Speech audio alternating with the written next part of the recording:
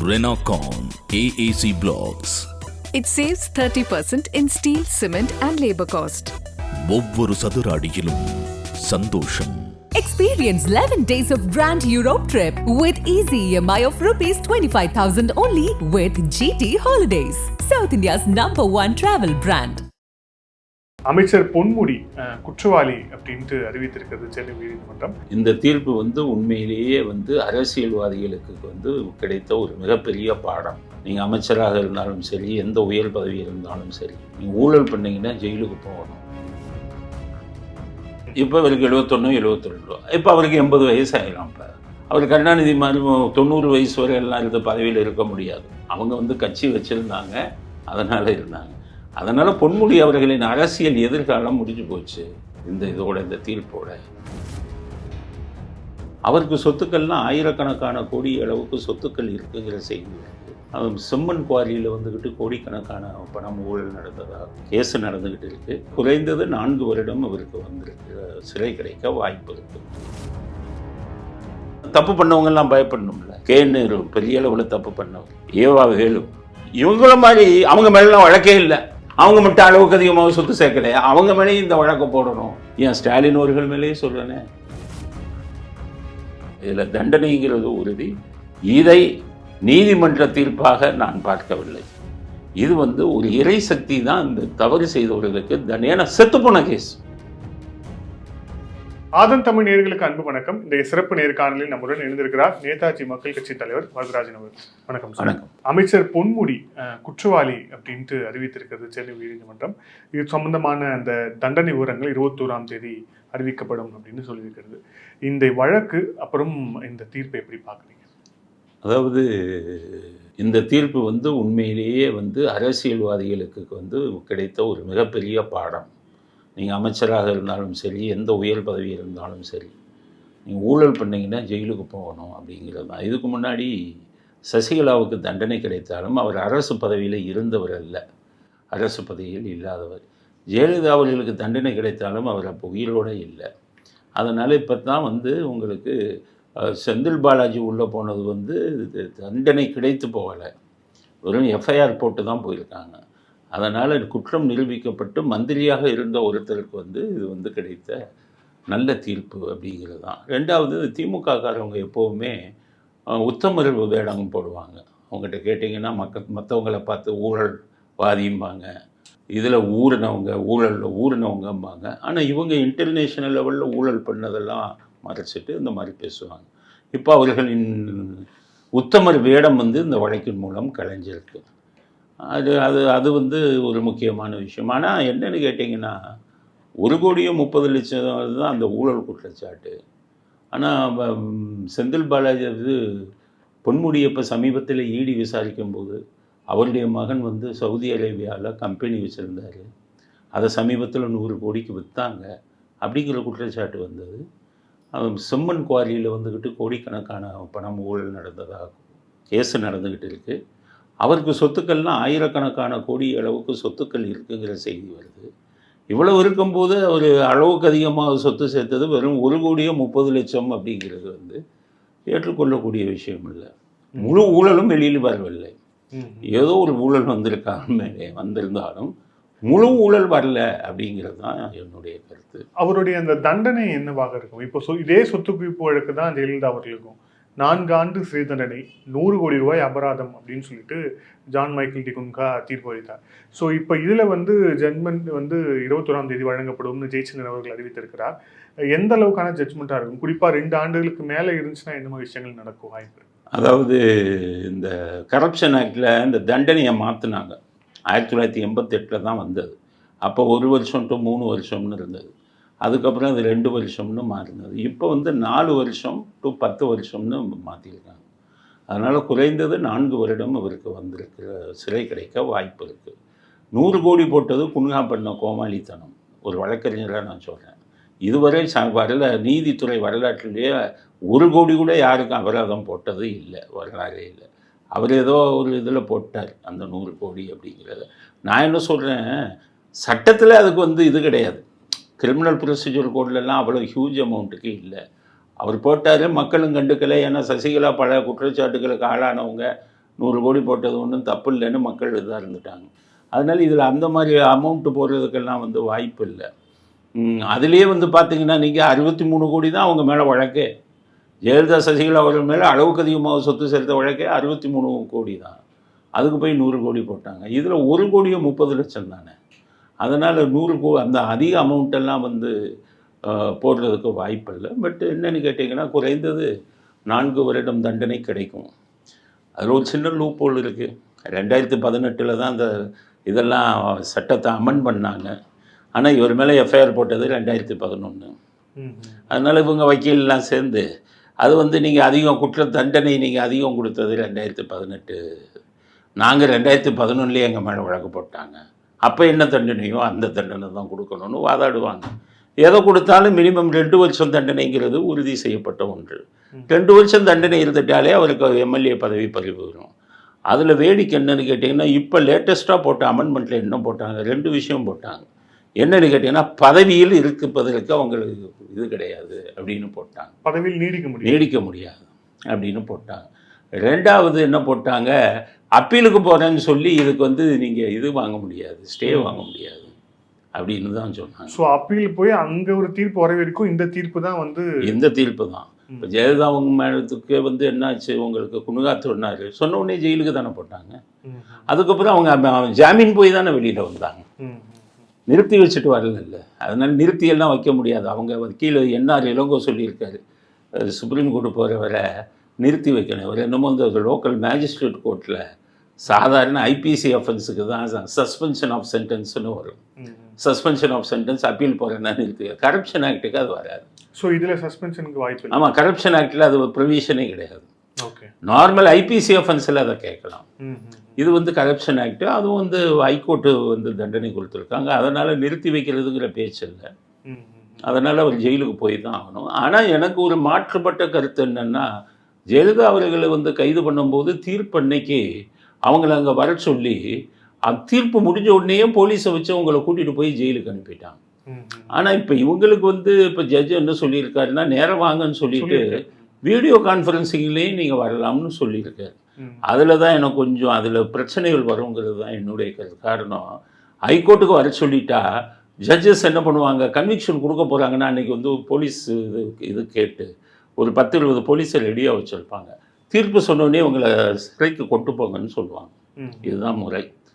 இப்போ இவங்களை வீடியோ கான்ஃபரன்சிங்கிட்டா நாளைக்கு நிச்சயமாக சொல்கிறேன், இவங்க அங்கே விழுப்புரத்தில் வீட்டில் உட்காந்துக்கிட்டே வீடியோ கான்ஃபரன்ஸில் அப்பியர் ஆவாங்க. அப்போ அவருக்கு தண்டனைன்னு சொல்லிட்டாங்கன்னு வைங்க, என்ன பண்ணுவாங்க, தண்டனைன்னு சொன்ன உடனே அவங்கள அங்கே போய் அரெஸ்ட் பண்ணி கூட்டிகிட்டு வரணும்.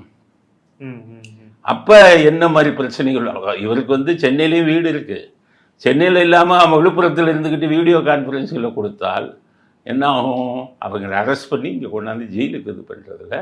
ஏன்னா ஆட்சியில் இருக்கிறது அவங்க தானே, போலீஸ் அவங்க தானே. அதில் சில பிரச்சனைகள் வருமோங்கிற ஒரு சந்தேகம் எனக்கு இருக்குது. அதனால் எல்லா குற்றவாளிகளையும் வீடியோ கான்ஃபரன்சிங் எதுக்கு பண்ணுவாங்கன்னா, ரிமாண்டுக்கு பண்ணுவாங்க குற்றவாளிகளுக்கு. மற்றபடி ட்ரையலுக்கு கூட அவங்கள வந்து இது பண்ண மாட்டாங்க. இவங்க தான் நல்லா உடல்நிலை நல்லா தானே இருக்காங்க, இல்லை ஹாஸ்பிட்டலைஸ்டாக இருந்தாங்க. அதனால் அவங்கள நேரம் வந்த மட்டும்தான் சொல்லியிருக்கணும். வீடியோ கான்ஃபரன்ஸ் சொன்னதில் சில சிக்கல்கள் வருமா அப்படிங்கிற ஒரு சந்தேகம் எனக்கு இருக்குது. மற்றபடி இது வந்து மிகச்சரியான தீர்ப்பு, அதில் மாற்று கருத்து இல்லை. இப்போ அவருக்கு தண்டனை கிடைத்தா சட்டமன்ற உறுப்பினராக தொடர முடியாது. இல்லை, தொடர முடியாது. அவர் இப்போ ஸ்டாலின் இலாக்கா இல்லாத அமைச்சர்லாம் இங்கே நடக்காது. அதோட உடனடியாக ஜெயிலுக்கு போகணும், சுப்ரீம் கோர்ட்டில் போய் ஸ்டே வாங்கணுங்கிறதெல்லாம் இல்லை. அதனால் அது வந்து இதில் சஸ்பென்ஷன் ஆஃப் சென்டென்ஸ் இதில் வர. இதில் இன்னும் ஒரு சின்ன கேள்வினா, இப்போ ராகுல் காந்திக்கு இதே மாதிரி அதில் வந்து அந்த அதுவும் வந்து இதே மாதிரியான இல்லை, அது private complaint. Okay, section 200 CrPC defamation. அது டெஃபமேஷன் வேறு, கரப்ஷன். நான் சொல்கிறது அந்த சட்டம் கரப்ஷன் ஆக்டுக்கு தான் சொல்கிறேன். அதாவது மேலே போய் அப்பீல் பண்ணிங்கன்னா இதை நிறுத்துறதுக்கு இது இல்லைங்கிறது கரப்ஷன் ஆக்டில் தான் சொல்லியிருக்கான். ராஜீவ்காந்தி போட்டது வந்து 499/500 ஐபிசியில் டெஃபமேஷன். அதுக்கு அது சம்மன்ஸ் கேஸு 200 சிஆர்பிசியில் போடுறது. அதனால் அதில் சொன்ன நடைமுறை இதில் பண்ண முடியாது. அதனால் உங்களை இதுக்கு தான் அனுப்பணும். மற்றபடி எல்லா விஷயங்களும் சரியான விஷயங்கள். ஆனால் நான் என்ன சொல்கிறேன்னா, அப்போ தீர்ப்பதை வந்து தப்பாக கொடுத்த நீதிபதிக்கு என்ன தண்டனை? அங்கேயும் கரப்ஷன் இருக்கா இல்லையா? இல்லை, ஆனால் அவங்க வந்து இப்போ ஆனந்த் வெங்கடேஷ் சொன்ன அந்த அந்த அப்சர்வேஷன்ஸ்லாம் எனக்கு களங்கம் ஏற்படுத்தும் விதமாக இருக்குது, அதை நீக்குங்கன்னு சொல்லி கேட்டிருக்காங்கல்ல. அந்த நீக்குங்கன்னு சொல்லி கேட்டதுனால தான் சொல்கிறேன், அந்த நீதிபதிக்கே சட்டம் தெரியலை. சட்டம் அதாவது களங்கம், அதாவது அந்த கருத்துக்களை சொன்னது யார் சொன்னா? உயர் நீதிமன்ற நீதிபதி தானே சொன்னார். உயர் நீதிமன்ற நீதிபதி இவர்களுக்கு எதிராக ஒரு கருத்தை சொன்னாங்கன்னு வைங்க, அதை நீக்கணும்னு நீங்கள் கேட்க வேண்டிய இடம் அதுக்கு மேலே உள்ள கோர்ட்டு, சுப்ரீம் கோர்ட்டுக்கு தான் போய் கேட்கணும். இந்திரா ஜெய்சிங்னு ஒரு உங்கள் சீனியர் கவுன்சிலு இதே மாதிரி தான். எந்த கோர்ட்டு சொல்லுதோ அதுக்கு மேல் கோர்ட்டில் தானே நீங்கள் போகணும். நீங்கள் யாருக்கு லெட்டர் எழுதுறீங்க? ஹைகோர்ட்டு பதிவாளருக்கு எழுதுறீங்க. உயர் நீதிமன்ற பதிவாளர். உயர் நீதிமன்ற பதிவாளர் என்ன கேடரு? District judge. உயர் நீதிமன்ற பதிவாளர் உயர் நீதிமன்ற நீதிபதிக்கும் கீழே வேலை செய்யணும். ஒரு மேலே இருக்கிற நீதிபதி சொன்ன கருத்தை அவருக்கு கீழே இருக்கிற மாவட்ட நீதிபதி போய் இதை நீக்க சொல்லுங்கன்னு கொடுக்குறது எதுக்காகனா, பப்ளிக் மத்தியில் உங்கள் யோகியர்கள்னு தெரிஞ்சுக்கணும். அதில் சட்டப்படி தப்புங்கிறது உங்களுக்கு தெரியும். நீங்கள் நேர்மையானவராக இருந்தால் உங்கள் மேலே தவறான களங்கம் சொல்லியிருந்தேன், நேரம் சுப்ரீம் கோர்ட்டுக்கு போய் நான் நல்லவன் நேர்மையானவன் ஒரு உயர் நீதிமன்ற நீதிபதி கருத்து சொல்லியிருக்கான்னு சட்டப்படி போக வேண்டியது தானே. அப்போ ஒன்று அந்த நீதிபதிக்கு லீலாவதிக்கு சட்டம் தெரியாமல் இருக்கணும், இல்லை அவருக்கு சட்டம் தெரிஞ்சது, சும்மா நம்ம நல்லவர்கள் நம்ம மேலே தப்பு இல்லைன்னு பப்ளிக் நம்பணும்னு சொல்லி ஒரு விளம்பரத்துக்காக கூட இதை எழுதி அதில் எதுவும் நடக்காதுன்னு தான் அவங்களுக்கு தெரியுமில்ல. இதில் பொன்முடி மேலே அந்த சிறை தண்டனை, பொன்முடிக்கு சிறை தண்டனை விதிக்கப்படுமே ஆனால் இந்த மக்கள் பீப்புள் ரெப்ரசன்டேஷன் ஆக்ட் கீழே அவர் எத்தனை ஆண்டுகள் எலெக்ஷனில் வந்து போட்டி போட முடியும்? இப்போ சசிகலாவுக்கு ஏற்பட்ட அதே தான். இப்போ 4 வருஷம் சொன்னாங்கன்னு வைங்க, 4 வருஷத்துக்கு அவர் ஜெயிலில் இருக்கணும்.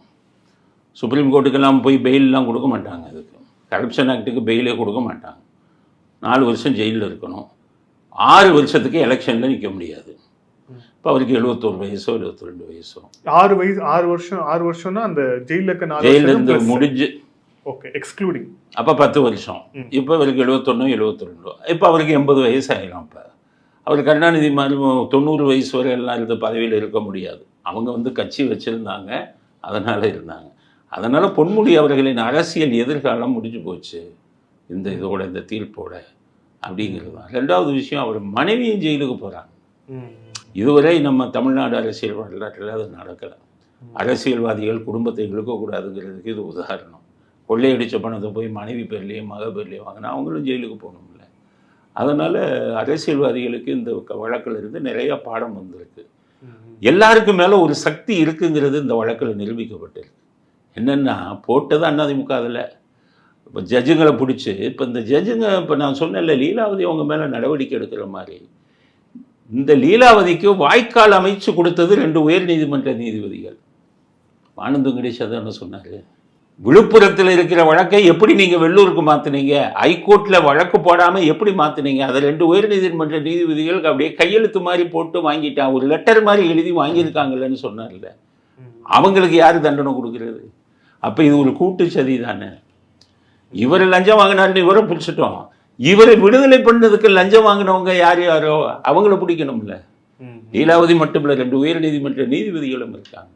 அவங்களுக்கும் இது கொடுத்தாதான் சட்டத்தின் மேலே மக்களுக்கு நம்பிக்கை வரும். இப்போ இவங்க லீலாவதி இவங்கெல்லாம் எவ்வளவு பணம் வாங்கியிருக்கணும்ல, இல்லைன்னா அவ்வளோ அவசரமாக போட மாட்டாங்கல்ல. அப்போ அந்த பணம் எவ்வளவு வாங்கியிருக்காங்க, அது எங்கே முதலீடு பண்ணியிருக்காங்கங்கிறது அவங்க அரசு ஊழியர் தானே. அதனால் அவங்களுக்கு பென்ஷனே கொடுக்கக்கூடாது.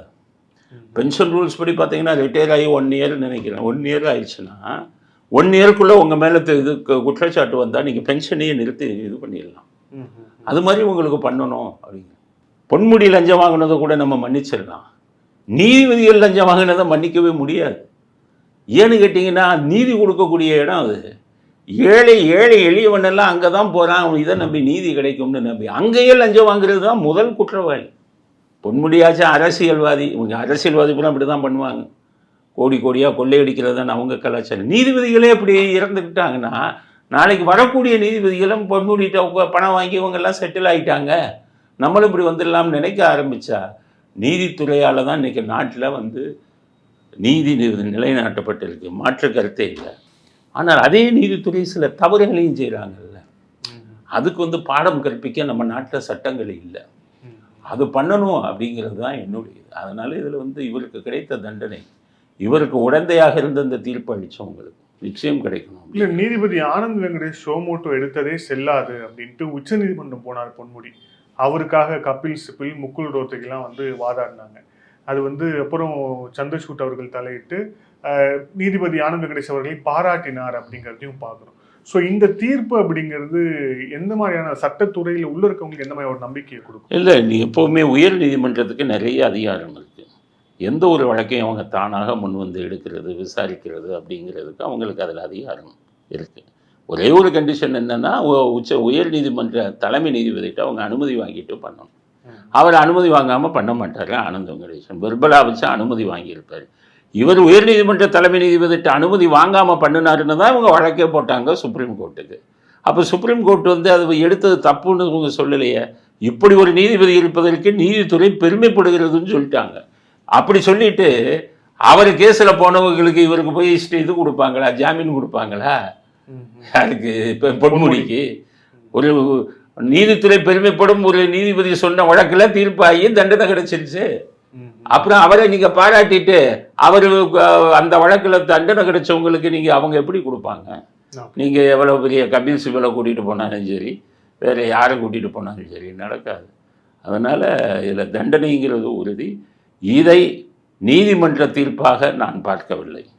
இது வந்து ஒரு இறை சக்தி தான் இந்த தவறு செய்தவர்களுக்கு ஏன்னா செத்துப்போன கேஸ். தண்டனை வாங்குறதுல லஞ்ச ஒழிப்புத்துறை, அதை பற்றி நீதிபதி ஆனந்த் வெங்கடேஷன் சொல்ல, லஞ்ச ஒழிப்புத்துறை இவ்வளோ கேவலமாக இருக்காங்களேன்ட்டு.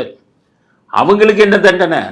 தீர்ப்பு வந்ததில்ல, அப்பீல் பண்ணானா லஞ்ச ஒழிப்புத்துறை? அவனும் அரசியல்வாதி ஆகிட்டானா? அது ஆஃபீஸர் மாதிரி இல்லையே, அவன் தானே அப்பீல் பண்ணியிருக்கணும். இதை அப்போ அப்படியே அமுக்கி மூடணும்னு நினைச்சதில் லஞ்ச ஒழிப்புத்துறைக்கும் இது இருக்குல்ல.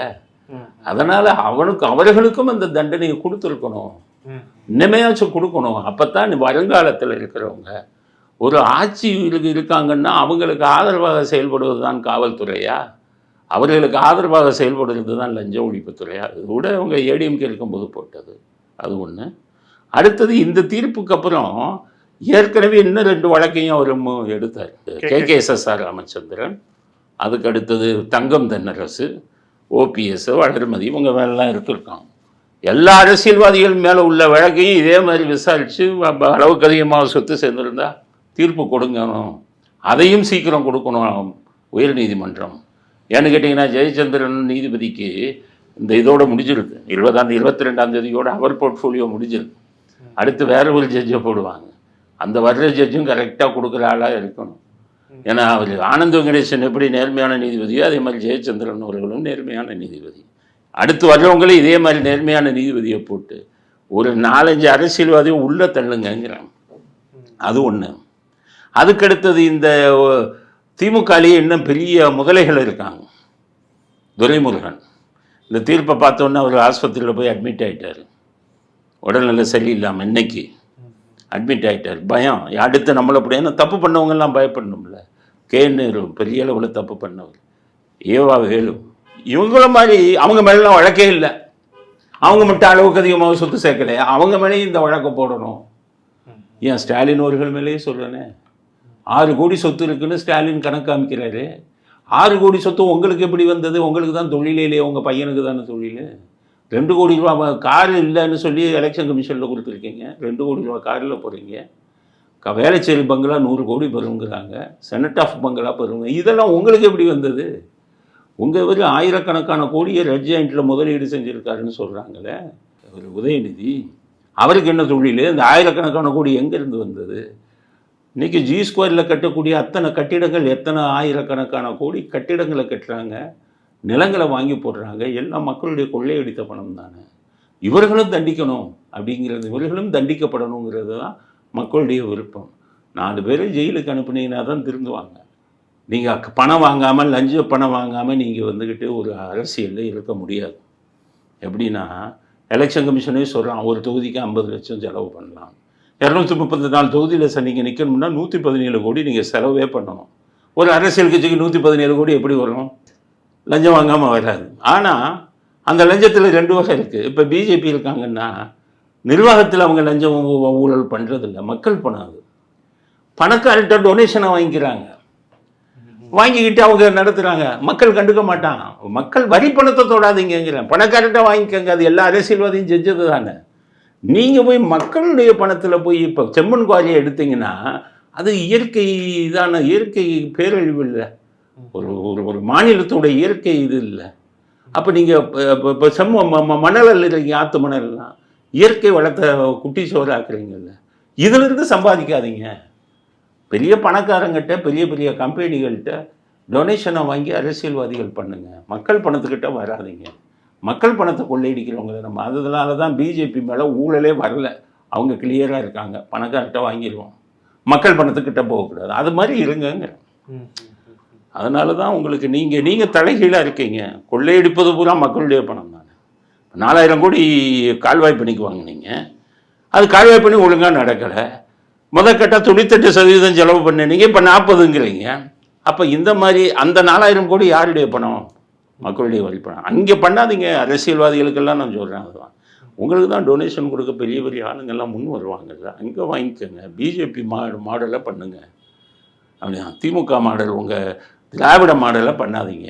இதில் இன்னொரு முக்கியமாக இப்போ இவர் வந்து 2வது அமைச்சர், ஏற்கனவே இலாக்கா இல்லாத ஒரு அமைச்சர் செந்தில் பாலாஜி சிறையில் இருக்கிறார், இலாக்கா இல்லாத அமைச்சராக தொடர்கிறார். இது 2வது ஒரு சிட்டிங் அமைச்சர் வந்து இப்போ வந்து தண்டனைக்கு உள்ளாக போகிறார் அப்படிங்கிற ஒரு சூழல் ஏற்பட்டிருக்கிறது. இது வந்து ஆட்சிக்கு எந்த மாதிரியான ஒரு அவப்பெயர் ஏற்படுத்தும்? குறிப்பாக கட்சிக்கு எவ்வளோ பெரிய பின்னடைவாக இருக்கும்? ஆட்சிக்கு எதுவும் பண்ணாது. 176 எம்எல்ஏ இருக்காங்க, 176 எம்எல்ஏ. இப்போதைக்கு செந்தில் பாலாஜி டிஸ்குவாலிஃபை ஆக மாட்டார். இவங்க கையில் கோடிக்கணக்கான பணம் இருக்குது. இவங்களுக்கு தலையாற்ற ஒரு பெரிய கூட்டம், உங்களுடைய கூட்டணி கட்சி 9 கட்சி கூட்டணி இருக்குது. அவங்க கணக்கெல்லாம் சேர்த்திங்கன்னா 150க்கு மேலே போகுது எம்எல்ஏ. ஆட்சிக்கு ஒன்றுமே வராது. கூட்டணி கட்சி பூரா பணம் வாங்குறாங்க அவங்ககிட்ட. கம்யூனிஸ்டே வந்து 25 கோடி வாங்கிறது தான் அவங்களே சொல்லியிருக்காங்க. அதனால் ஆட்சியோ ஒன்றும் பண்ண முடியாது. ஆனால் மக்களுடைய தீர்ப்பு இருக்குது பாருங்கள், அதில் வந்து உங்களுக்கு சம்மட்டி அடி கொடுக்கணும். அப்போ தான் இவங்க இப்போ செந்தில் பாலாஜி தானே ஜெயிலுக்கு போனால், பொன்முடி தானே ஜெயிலுக்கு போனான்னு நினைப்பாங்க. ஆனால் மக்களுடைய தீர்ப்பில் கொடுக்குற அடியில் தான் ஆஹா இனி நம்ம அரசியலே இருக்க முடியாத, மக்களுடைய கோபத்துக்கு ஆளாகிட்டோம்னா அப்போ தான் அவங்க திருந்துவாங்க. சட்டத்தால் இவங்க எல்லாத்தையுமே இது பண்ண முடியாது அப்படிங்கிறது தான் என்னுடையது. ஏன்னா நான் வந்து தார்மீகமாக மனசாட்சி அடிப்படையிலதுன்னா, நீங்கள் சட்டத்தில் தப்பிச்சாலும் அரசியல்வாதிகள் மக்கள் பணத்தை கொள்ளையடிச்சிங்கன்னா உங்களுக்கு வந்து கடைசி நேரத்தில் நிற்க முடியாமல் நடக்க முடியாமல் நோய் வந்து இந்த பாவ பணம் வந்து உங்களுக்கு பெரிய தண்டனை கொடுக்கும். அதில் சந்தேகமே இல்லை. நான் எத்தனையோ பேரை பார்த்துட்டேன், பெரிய அரசியல்வாதிகள் எல்லாம் பார்த்துட்டேன். கருணாநிதி வந்து 15 வருஷம் 16 வருஷம் வந்து வீல் சேரில் தானே இருந்தார். அதெல்லாம் என்னன்னு கேட்டிங்கன்னா, மக்களுக்கு நல்லது செஞ்சுருந்தீங்கன்னு வைங்க, அந்த புண்ணியமே உங்களை காப்பாற்றமில்ல. ஏழை மக்கள் இல்லையா, 1000 ரூபா கொடுக்குறீங்க வருஷம் மாதம் ரேஷனில், எத்தனை பேர் க்யூவில் நிற்கிறான். இப்போ மாதம் 1000 ரூபாயை எவ்வளோ பெரிய தொகையாக நினைக்கிறான். 2.5 கோடி ரேஷன் கார்டு வச்சுருக்கிறவனும் நடுத்தர மக்களும் அதில் இருக்கிறவங்க தான் பெரும்பாலானவங்க. அப்படிப்பட்ட ஒரு நாட்டில் மனசாட்சி இல்லாமல் ஆயிரக்கணக்கான கோடி லட்சக்கணக்கான கோடினே பிடிஆர் சொல்கிறாரு, நீங்கள் 30,000 கோடி அடிச்சிட்டீங்கன்னு. உங்கள் கட்சிக்காரனே சொல்கிறான், துரைமுருகன் 60,000 கோடி அடிச்சிட்டாருன்னு. 1000 ரூபாய்க்கு இயங்குகிற மக்கள் இருக்கிற அந்த நாட்டில் இப்படி ஆயிரக்கணக்கான கோடி ஆச்சுங்கன்னா உங்களுக்கு வந்து இறைவனுடைய சக்தியிலிருந்து நீங்கள் தண்டனையிலேருந்து தப்ப முடியாது. அப்படி அதனால தான் அரசியல்வாதிகள் எல்லாம் கடைசி காலத்தில் பாருங்கள், இதை படித்தாச்சும் திருந்துங்க அரசியல்வாதிகள் அப்படிங்கிறது தான் நான் சொல்லுவேன். மக்கள் பணத்தை கொள்ளையடிச்சுக்கிறதுல கொஞ்சம் மனசாட்சி வச்சுக்கோங்க. ஏதோ எலெக்ஷன் டைமில் வருது 200 கோடி டொனேஷனை வாங்கி செலவு பண்ணாங்க. எம்ஜிஆர் இப்படி தான் பண்ணார். எம்ஜிஆர் இது சாராய கடையை திறக்க வேண்டிய சூழ்நிலை வந்தது. அவர் ஒருத்தர்கிட்ட கொடுத்தாரு, அவருக்கு வேண்டி விட்டார், நீயே ஃபுல் சப்ளை பண்ணிக்க, ஆனால் எலெக்ஷன் செலவை நீ பார்த்துக்க அப்படின்ட்டு ஒரே ஒரு ஆள்கிட்ட வச்சார். அவர் ஊழல் பண்ணாமல் இருந்ததுக்கு காரணமே அதுதான். அது மாதிரி நீங்கள் ஒரு ஆள்கிட்ட வச்சுக்க. நீங்கள் தான் சாராய முதலாளிகள் பூரா நீங்கள் தானே, நீங்கள் தான் ஆயிரக்கணக்கான கோடி சம்பாதிக்கிறீங்க. உங்களுக்கு வேறு வருமானமே தேவையில்லை. உங்கள் கட்சியில் சாராய தொழிற்சாலை வச்சுருக்கிற 3 பேர்கிட்ட பணம் வாங்கினா எலெக்ஷன் செலவெல்லாம் போயிடும்ல. ஆயிரக்கணக்கான கோடி லட்சக்கணக்கான கோடிங்கிறது தேவையில்லாத. அதனால் இந்த தீர்ப்பு வந்து அரசியல்வாதிகளுக்கு ஒரு மிகப்பெரிய பாடத்தை கற்றுக் கொடுத்துருக்கு அப்படிங்கிறது தான் என்னுடையது. இனிமேலாவது அரசியல்வாதிகள் திருந்தணும் அப்படிங்கிறது தான். இதில் உச்ச நீதிமன்றத்தில் அவருக்கு எந்த ரிலீஃபும் கிடைக்காது, கிடைக்கவே கிடைக்காது. கரப்ஷன் ஆக்டில் மட்டும் எல்லா நீதிமன்றமும் ரொம்ப இதாக இருக்கும். கீழ்மட்ட நீதிமன்றம் வாங்கின மாதிரி எங்கே வாங்கினா, அதுவும் சந்திரசூட் அங்கே தீட்டிட்டு அவர் தான் சொல்லிட்டாருல்ல, நீதிமன்றமே பெருமைப்படுகிறதுன்னு. அதனால் முன்னாடி இருந்த உச்ச நீதிமன்ற தலைமை நீதிபதிலாம் ஊழல் பண்ணவங்க இருக்காங்க. ஒரு கட்சிகளுக்கு ஆதரவாக கொடுத்துட்டு கவர்னர் போஸ்ட்டை வாங்கிட்டு போனவங்கலாம் இருக்காங்க. இன்னைக்கு இருக்கிற நீதிபதி வந்து ரொம்ப ஸ்ட்ரிக்டான ஆள். பிஜேபிக்கும் அவருக்கும் பிடிக்காது. இன்னைக்கு சந்திரசூட் வந்து பிஜேபிக்கு எதிராக இருக்காரு. ஆனால் ஆர்டிகல் 370 வரும்போது சாதகமாக தீர்ப்பு கொடுத்தாரு. காரணம் சட்டப்படி தான் அவங்க கொடுப்பாங்க. அந்த சந்திரசூட் இருக்கிறவரை இவங்க ஒன்றும் பண்ண முடியாது. 4 வருஷம் ஜெயிலில் இருந்தாகணும். அதனால் வந்து இதில் அவருக்கு விடிவு காலம்ங்கிறது, இதை விட்டு அவர் வெளியில் வர்றதுங்கிறது ரொம்ப நாள் ஆகும். அப்படிங்கிறது தான் நல்ல தீர்ப்பு. சட்டப்படி எல்லாருக்குமே வந்து ஒரு பாடம் கற்றுக் கொடுக்கக்கூடிய ஒரு தீர்ப்பு. என்னன்னு கேட்டிங்கன்னா 4 வருஷம் உள்ளே போனாங்கன்னா இவங்க ஆட்சி இருக்கிறதுனால உள்ளுக்குள்ளே பல சலுகைகள் அனுபவிச்சுப்பாங்க. இப்போ ஜெயிலில் என்ன நடந்ததுன்னா, செந்தில் பாலாஜிக்கு உள்ளே இருக்கிற டாக்டர் வந்து பயங்கர சலுகை கொடுக்குறாரு. இது நடந்த விஷயம். இப்போ நான் சொல்கிறேன், புழல் சிறையில் மருத்துவர் மிகப்பெரிய சலுகை கொடுக்குறாரு. அவர் மேலே நிறைய புகார் போகுது, பத்திரிகைகளில் எழுதுனாங்க. பிரிசனுடைய சிறைத்துறை ஏடிஜிபியாக இருக்கிறவர் அவர் என்ன பண்ணுறாருன்னு கேட்டிங்கன்னா, அந்த புகார்கள் எல்லாம் பார்த்த உடனே அந்த அவரை டாக்டரை, அதாவது இவங்க செந்தில் பாலாஜிட்ட மட்டும் இல்லை, உள்ளே வரக்கூடிய கைதிகள் எல்லாம் இங்கே உள்ள ஆஸ்பத்திரிக்கு அட்மிட் பண்ணோன்னா 60,000 ரூபா 70,000 ரூபா வாங்குறாருன்னு சொல்லி டெக்கான் கிரானிக்கல்லே போட்டாங்க. இது அந்த ஏடிஜிபி பார்க்குறாரு. அவர் தான் செந்தில் பாலாஜிக்கே இது கொடுக்குறவர்.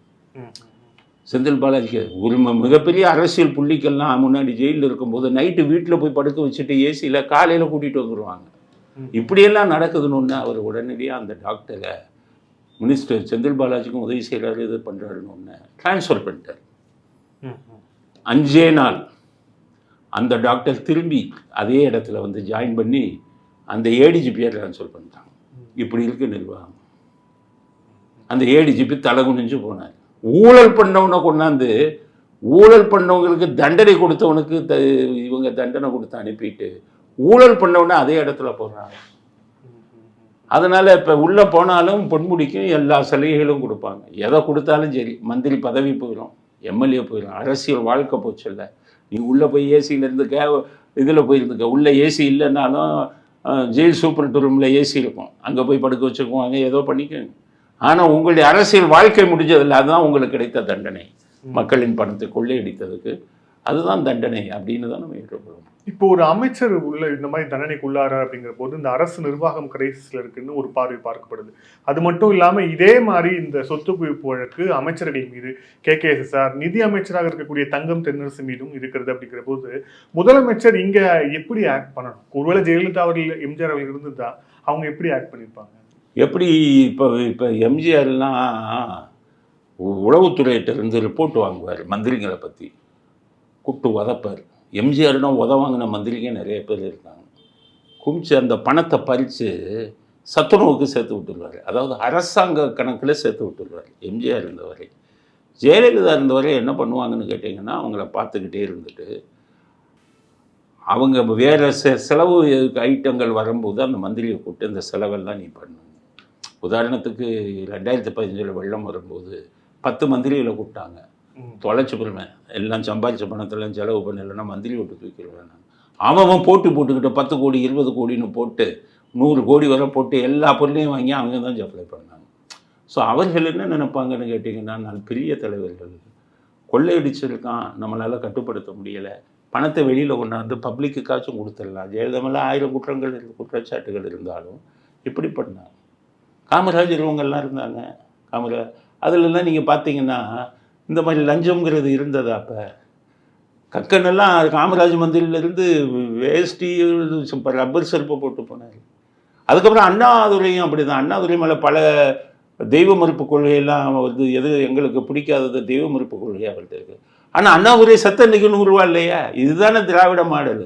இதை சொல்லி நீ திராவிட மாடல்னு சொல்லு. 100 ரூபா இல்லை. ராணி அண்ணாதுரைகிட்ட கேட்குறாரு கருணாநிதி, எதுக்கு ஒரு 100 ரூபா கொடுங்க அண்ணின்னு. இல்லைங்கிறாங்க. அப்போ தான் அவர் கருணாநிதிக்கு தெரியும் 100 ரூபா இல்லையா முதலமைச்சருடைய மனைவி. அப்போ தான் அவங்க சொல்கிறாங்க, சம்பளம் வாங்கி தான் எனக்கு செலவு கொடுப்பாருன்னு சொன்னாங்க. இதுதான் திராவிட மாடல். அண்ணாதுரை இருந்தார். அதை விட்டுட்டு நீங்கள் இன்றைக்கி திமுக அறக்கட்டளையிலேயே ஆயிரக்கணக்கான கோடி வச்சுருக்கீங்களே, இதுக்கு பேர் தான் திராவிட மாடலா? சரி, அடித்து வச்சுருக்கேன். இந்த மாதிரி வெள்ளம்லாம் மக்கள் வரும்போது பணத்தை இந்த ஒரு டிவி சீரியலில் நடித்தவன் ஒரு 1,20,000 பேங்க் பேலன்ஸு, 20,000 வச்சுட்டு 1 லட்சத்தை எடுத்து மக்களுக்கு கொடுக்குறாங்கல்ல, அவன் சம்பாதிச்ச பணத்தை, அது மாதிரி நீங்கள் கொள்ளையடித்த பணத்தை கொடுக்கறதுக்கு இதை விட ஒரு பெரிய தருணம் எங்கே இருக்க போகுது? திருநெல்வேலி பதிலெல்லாம் வீடே இடிஞ்சு விடுது. அவங்களுக்கு ஒரு 5 லட்சம் ரூபா 10 லட்சம் ரூபாயாச்சும் அந்த வீடை கட்டுறதுக்கு பாவம் பண்ணி செஞ்ச இதை போய் அங்கே போய் கொடுத்தீங்கனாலும் பரவாயில்ல. நீங்களே கொள்ளையடித்து எவ்வளோ பணத்தை தான் வச்சுருப்பீங்க. அதனால் உங்களுடைய ஊழல் வந்து உச்சத்துக்கு போயிடுச்சு. நீதிமன்றத்தையே விலைக்கு வாங்கினீங்க. இன்றைக்கி என்ன ஆச்சு? அதே நீதித்துறையை வச்சு தண்டனை வாங்கினீங்கல்ல. அதனால் இது ஒரு பாடமாக ஏற்றுக்கிட்டு முதலமைச்சராக இருக்கிறவர் என்ன உங்களை மனசாட்சி இருந்தால் என்ன பண்ணணும் தெரியுமா?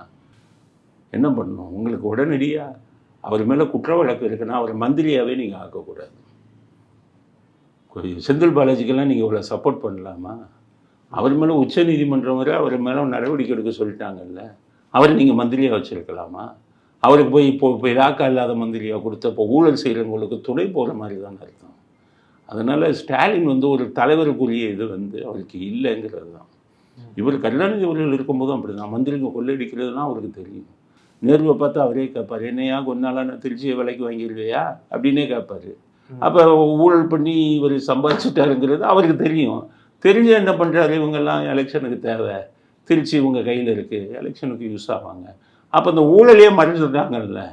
அந்த மாதிரி உள்ள திராவிட மாடல் தான் இன்றைக்கி இருக்குது. இதற்கு ஒரு முடிவு வரணுங்கிறதுக்காக இயற்கை கொடுத்த தண்டனையாக தான் நம்ம அதை பார்க்கணும். நன்றி சார். பல்வேறு கேள்வி. Thank you sir.